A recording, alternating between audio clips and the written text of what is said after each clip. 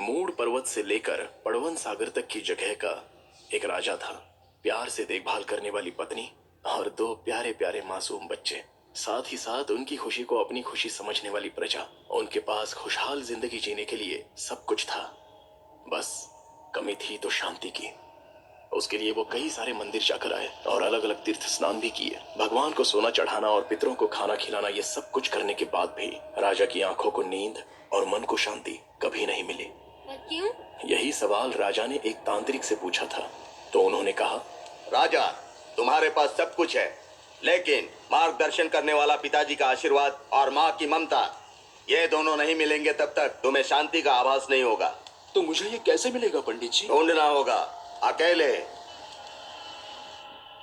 राजा ने प्रस्थान किया और कई सारे तीर्थ स्थलों पर गया, कई सारे गुरुओं से मिला।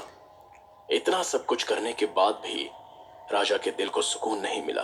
इस धरती पर मुझे सुख और शांति देने वाला स्थान या शक्ति नहीं है, ये सोचकर राजा सब कुछ छोड़कर जंगल की ओर प्रस्थान कर गया।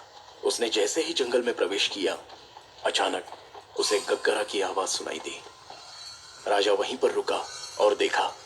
वैसे राजा को उस आवाज से कोई डर तो नहीं लगा, बल्कि उसे लगा कि माँ और पिता ने प्यार से उसे अपने पास बुलाया हो। राजा आवाज की दिशा में चलने लगता है और आकर एक पत्थर के सामने रुककर अपना शस्त्र त्याग करता है। तभी उसकी आंखें आंसुओं से भर जाती हैं और श्रद्धा से वो अपने हाथ जोड़ता है। अब राजा के दिल में वो खुशी है जिसकी अब तक उसे तलाश थी। वो खुशी माँ की ममता जैसी थी और पिता की आशीर्वाद जैसी। तभी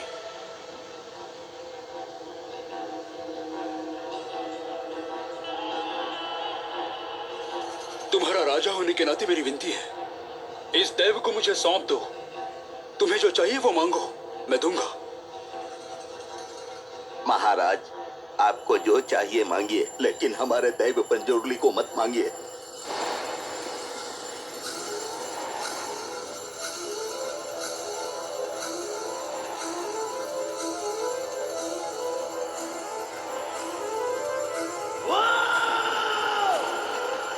मैं चाहिए ना तुझे?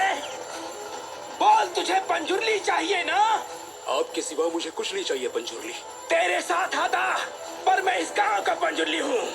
अगर मैं तुझे सुख शांति दूँ, तो तू इन्हें बदले में क्या देगा? आपको जो चाहिए मैं वो दूंगा।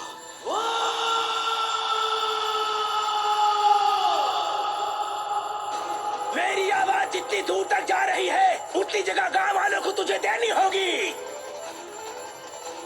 याद रखना, तू उग्र रूप गुलिका मेरे साथ है।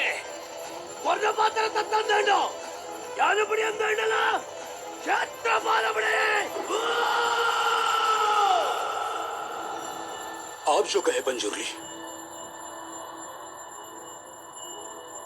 राजा अपने महल का श्रृंगार करता है और साम्राज्य को फूलों से सजा देता है। राजा अपने बेटे के होने पर जितना खुश था, उससे भी कई गुना ज्यादा खुशी से वो दैव को अपने साथ लेकर आता है। उस दिन के बाद राजा की जिंदगी में सुख, शांति और समृद्धि की कोई कमी नहीं रही।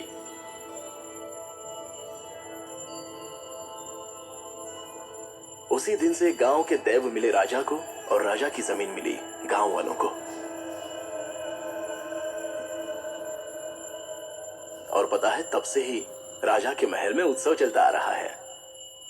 तो अभी के साहब जगह लौटाने के लिए क्यों कह रहे हैं?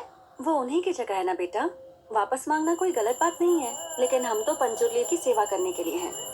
हम उन्हें छोड़कर जाएंगे भी तो कहाँ? हम इंसान क्या गलती करते हैं पता है बेटा? ये मैंने किया है, ये मेरा है, ऐसा कहते हैं, लेकिन वो कहाँ से आया है, किसका है, ये सच पता चले तो जीवन सरल है।